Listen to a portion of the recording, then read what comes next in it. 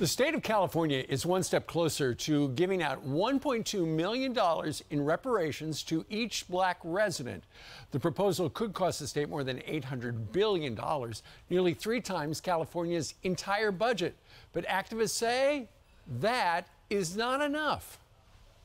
Reparations are not only morally justifiable, but they have the potential to address long-standing racial disparities and inequality. The equivocal number from the 1860s for 40 acres today is $200 million for each and every African American.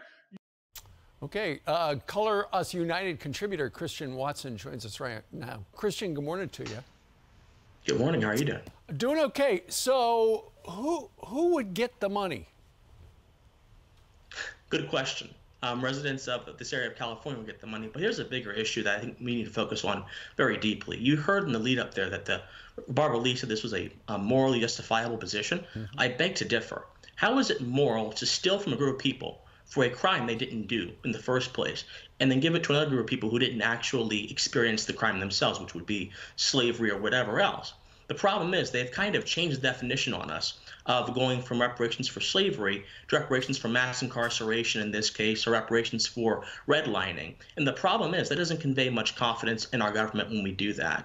This is not a moral position. This is an absolute travesty, and Americans, demand better from their government. We shouldn't be doing these kind of political stunts on the backs of hardworking taxpayer dollars in the name of benevolence, when in our reality, it's everything but benevolent. Okay, so Christian, let's go back to the suggestion right now is $1.2 million for every black Californian.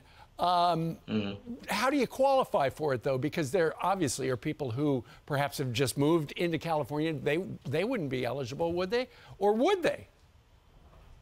Well, what they've done here with this particular measure that I looked at, that they have tried to tie it into particular things. So, for example, if you lived in California for a set amount of years, and you could have theoretically been redlined, which was an act done by the housing department which discriminated against communities. You could receive money. If you have been arrested within a certain range of years, you could have been a victim of mass incarceration, so to speak. I mean, the criteria for this is so sloppy, it's so unrefined, and frankly, it's so downright shameful that I'm not entirely sure, how they can justify this themselves. This goes to legislature next, and I really hope that the legislature in California has enough sense to reject this. Given their past record, I don't think they do.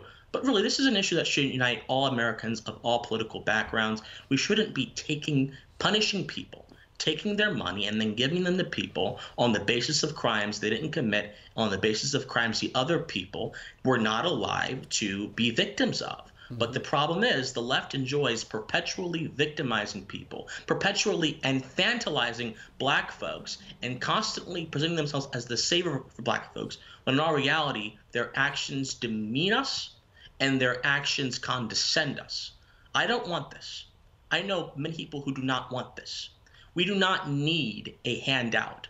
What we need is to continue to be inheritors of this intellectual legacy of Americanism that is built on hard work, that is built on individualism, and that is built on the opportunities that gave not just black folk, but every single person who came to these shores in the 1700s the chance to achieve human flourishing at a level never seen before. Reparations is anathema to that. That is why I firmly reject them. Well, Christian, you have made a great argument why this is a bad idea, but let's say the legislature does pass it.